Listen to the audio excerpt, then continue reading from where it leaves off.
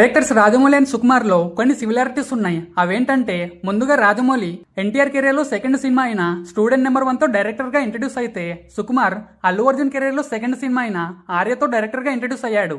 And Rajamouli తనని introduce చేసిన hero NTR తో ఇప్పటి వరకు 4 సినిమాలు చేశాడు. ఇక సుకుమార్ కూడా తనని ఇంట్రడ్యూస్ చేసిన హీరో అల్లు అర్జున్ తో ఇప్పటి వరకు 4 సినిమాలు చేశాడు. అండ్ రాజమౌళి తన 6వ సినిమాను ఎన్టీఆర్ తో యమదొంగగా తీస్తే, సుకుమార్ కూడా తన 6వ సినిమాను ఎన్టీఆర్ తో నానక ప్రేమతో సినిమాను తీశాడు.